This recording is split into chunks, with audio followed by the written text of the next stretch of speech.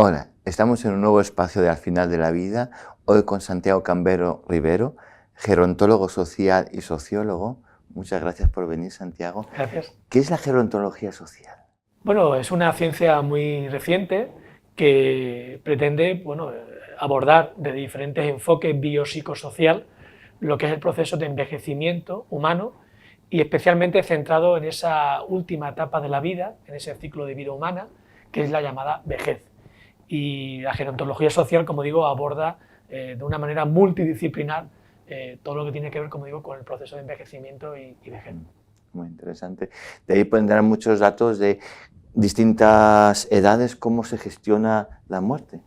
Pues sí, porque ya sabemos que la muerte es un tabú social que está poco presente en nuestra vida cotidiana, en una sociedad como la española, y prueba de ello que hay diferencias intergeneracionales en cuanto al hecho de morir, es decir, todos entendemos que hay un ciclo de vida con distintas etapas, donde hay unos grupos etarios, donde uno cumple edad, la edación, que es el hecho de cumplir años, pero no somos conscientes debidamente, desde el punto de vista social, sobre lo que es la muerte, porque no está excesivamente normalizado en nuestra vida, ¿no?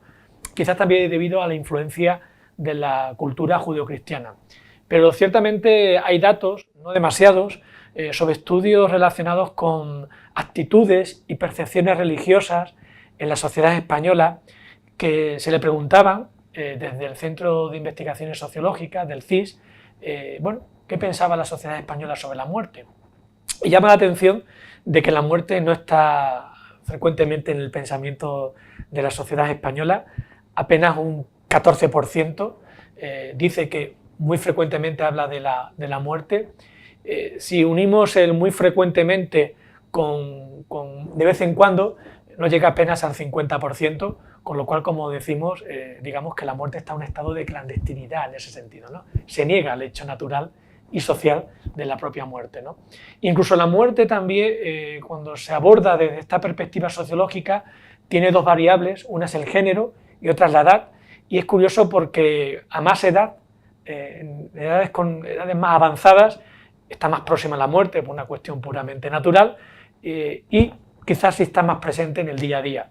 Pero a pesar de ello, las personas en edad avanzada no están suficientemente preparadas para afrontar ese proceso final de la vida. Y evidentemente las personas más jóvenes, pues como piensan menos en la muerte, pues entienden que todavía le queda mucho recorrido de vida en su propia biografía.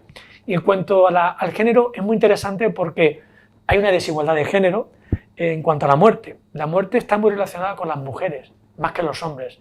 Las muertes son las cuidadoras, son las plañideras, son las que están siempre en el último momento de la vida de las personas, acompañándolas hasta el último momento. Sin embargo, el hombre siempre ha estado como muy alejado de ese proceso final de la vida, del hecho de morir, ¿no? Y es interesante observar cómo entre las personas mayores, sobre todo mujeres, como digo, también por la esperanza de vida, la muerte en sí está mucho más presente que en las personas más jóvenes y sobre todo menos entre los hombres. Y después también hay un elemento muy interesante que tiene que ver con el hecho de que la muerte en la vida parece como que no ha sido analizado debidamente desde el punto de vista científico. En el caso de la sociología tengo que decir que hay muy pocas tesis doctorales, muy pocos trabajos de final de grado y muy pocos artículos científicos que analicen desde el punto de vista sociológico las causas sociales, políticas, que tienen que ver con la muerte como una preocupación social, como comentábamos anteriormente, ¿no? Y eso nos hace, de alguna manera, hacer un análisis interno, ¿verdad?, a la comunidad científica, en este caso sociológica, para poder, como digo, abordarlo desde un enfoque no solamente incluso sociológico, sino también un enfoque biopsicosocial que también complemente y nos permita enriquecernos en cuanto a lo que es la muerte como un hecho social y natural en la vida humana. ¿Ha cambiado mucho la relación con la muerte en los últimos 50 años? ¿Ha habido una evolución? Evidentemente, evidentemente. Hace 50 años, en un velatorio, había mucha gente que velaban a la persona fallecida. Incluso había niños y jóvenes que estaban en ese momento presentes en aquellas casas donde se velaba al fallecido. Hoy en día parece que se toman medidas higiénico-sanitarias que hacen que la muerte se lleven fuera del ámbito familiar, del hogar doméstico, y donde, como digo, los niños y los jóvenes no participan de ese rito funerario, ¿no? Con lo cual, en estos últimos 40 años en nuestro país, en España en concreto, ha habido una evolución y un alejamiento, como decíamos, un ocultamiento de la muerte, y especialmente entre la población infantil y juvenil. ¿Y a dónde vamos? ¿Cuál es el siguiente paso?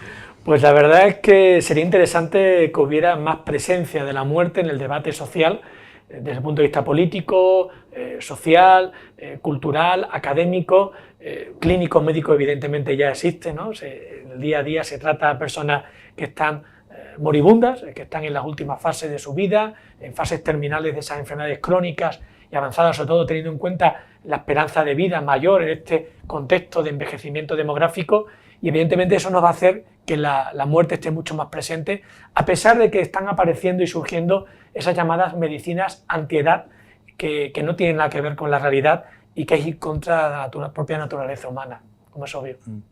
Se trata, en el fondo, de aceptar la edad que cada uno tiene y vivirla con la mayor plenitud. De eso se trata, ¿no? Y incluso, ya digo, se está tocando el ciclo de vida, las etapas de vida, porque las personas mayores, cuando se jubilan, cuando cesan su actividad profesional, todavía tienen 25 o 30 años de vida y quieren seguir viviéndolo con la máxima plenitud. Y, por tanto, la muerte se aleja cada vez más. Y parece, como digo, que hay una tendencia social a que, bueno, se intente ver la muerte como un enemigo. Incluso se habla de esa eternidad humana que, incluso llevada a otros ámbitos científicos, se habla de esa inmortalidad digital, que también es un asunto muy interesante, ¿no? ¿Qué es la inmortalidad digital? Eso es establecer una interfaz entre el cerebro humano y máquinas, en el que el cerebro, con todo su funcionamiento, es llevado a otro formato y nos permite vivir más tiempo, más allá de lo que es el cuerpo humano. Pero eso daría para hablar de otro punto de vista más de la biotecnología, biomedicina y de la bioética. Muy interesantes campos que has abierto ahora. Encontraremos nuevos espacios para hablar de ello. Muchas gracias, Santiago. Gracias a vosotros.